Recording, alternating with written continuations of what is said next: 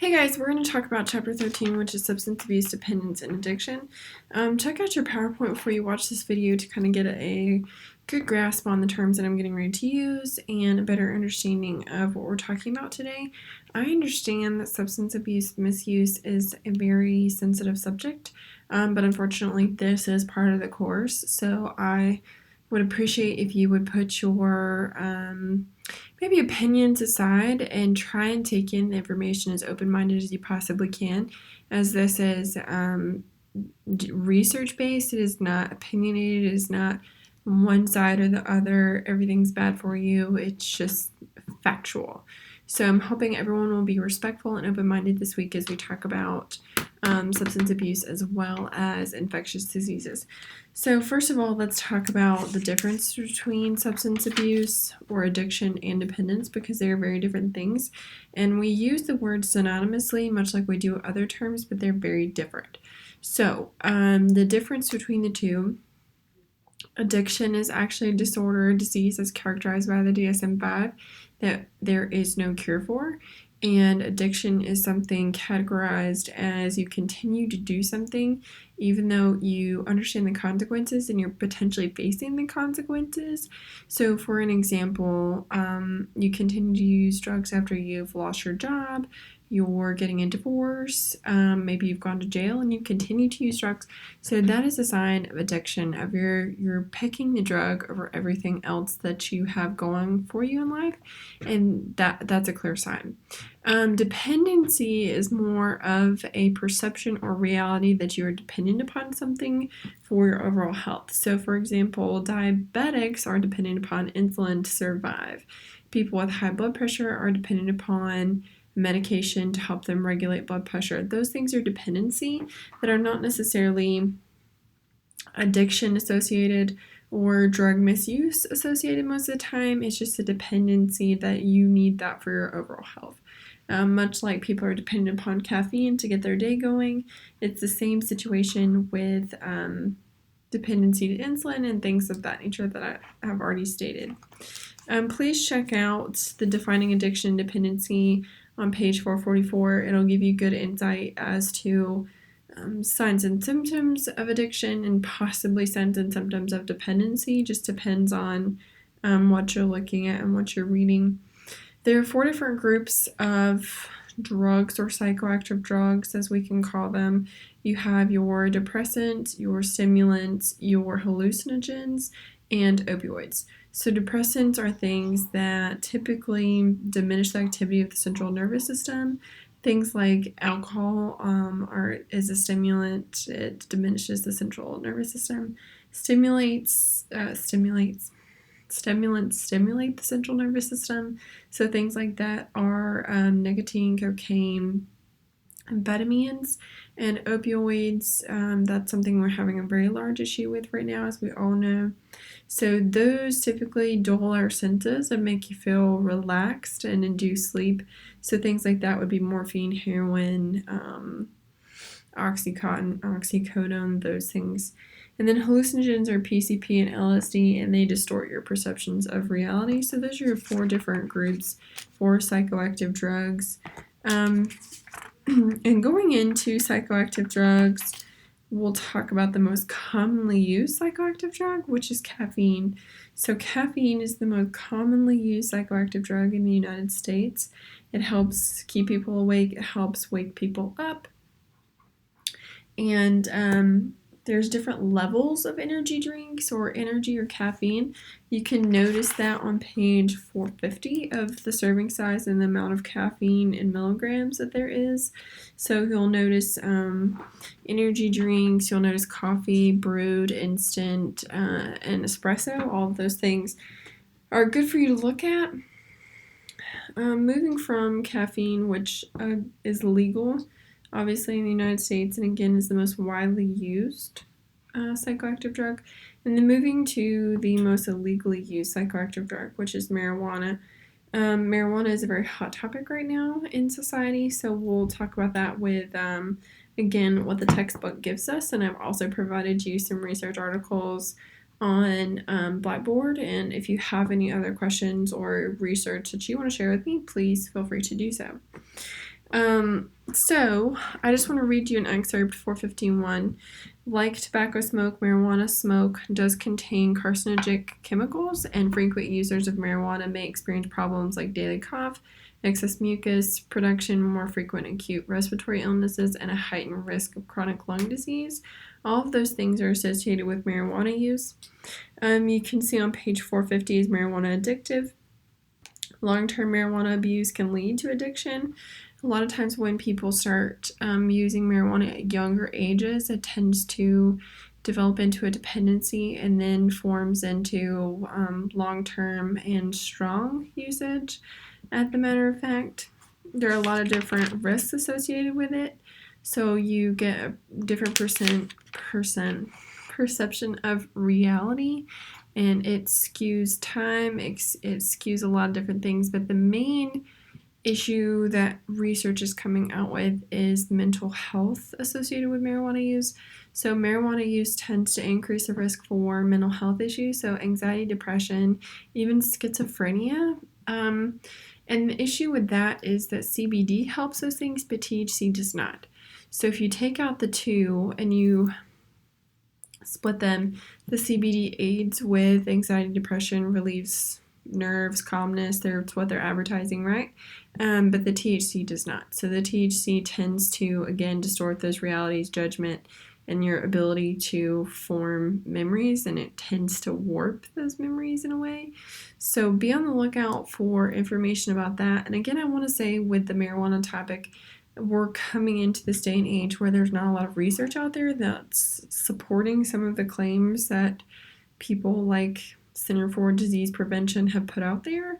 We're in this day and age like tobacco was, where it's coming along so fast, but we just don't have the research to back it up to say, hey, this is not good. We don't need to be supporting this. We need to regulate it. Whereas now we know that tobacco is really bad for us, and we're selling it, right? So it's the same situation with marijuana. There's just not enough research out there to show good or bad, and it's coming along too quickly for us to be able to realize the long-term and short-term effects of that.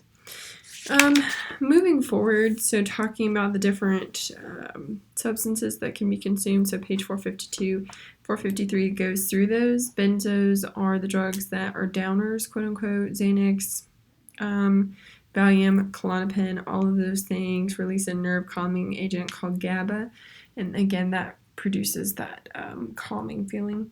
Then you have methadone and you have Suboxone. Methadone and Suboxone are actually used to block neurotransmitters from the drug getting there, so you can't get high from meth or things like opioids. So Suboxone is specifically used for opioids, and the methadone is used for commonly used like morphine, heroin, different things of that nature. But the Suboxone is just used for opioids specifically.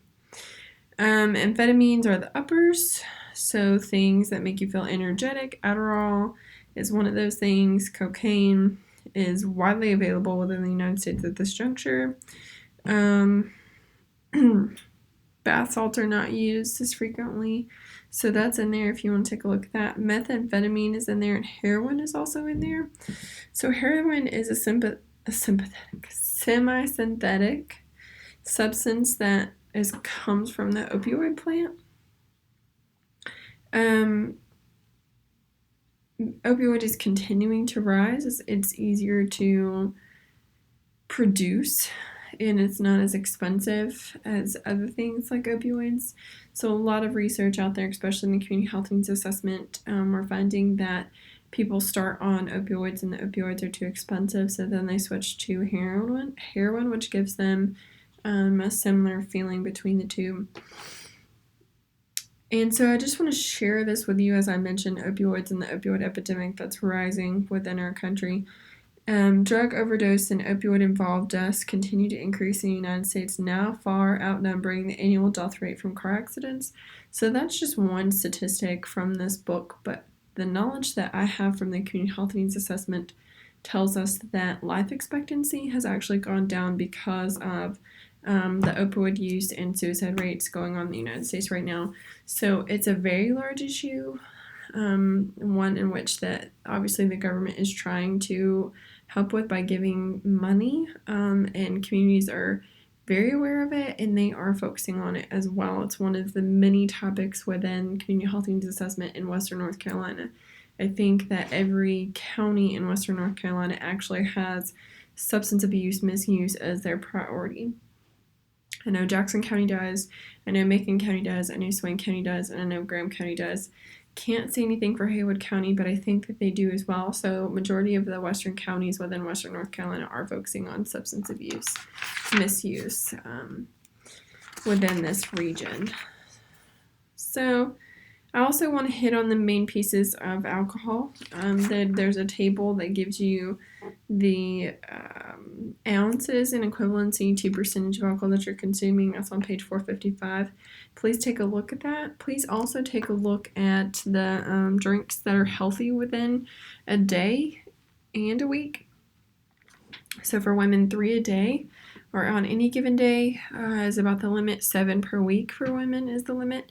For men, it's 4 in a day, and then 14 drinks per week. I'm not really sure why the men get to double that, but I can take a guess at body stature,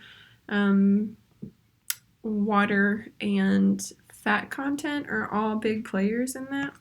So we can talk about that as on page 456. I'm going to read this excerpt to you so you get a better understanding. The more body water you have, the more alcohol can be diluted, which in turn slows the rate of intoxication. Larger people tend to have more body water, which makes them slower to get intoxicated.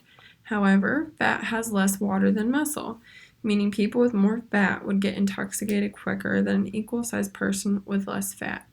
So muscle does not hold as much water, so therefore there is less water for the alcohol to absorb. So it's saying larger people tend to have more body water, slowing down intoxication. So that slows that down quite a bit. On average, smaller and high percentage of fat women's bodies tend to absorb about 30% more alcohol. So women obviously have a smaller stature and they absorb alcohol quicker and at a higher rate than men do. And I also want to tell you this because this is going to pop up on your quiz, and I'm just going to go ahead and tell you. Your blood alcohol content generally peaks about 30 to 90 minutes after you've consumed drinking after you've drank alcohol.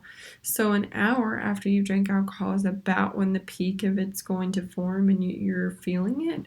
So it doesn't hit you right away. It lingers. It continues to linger on.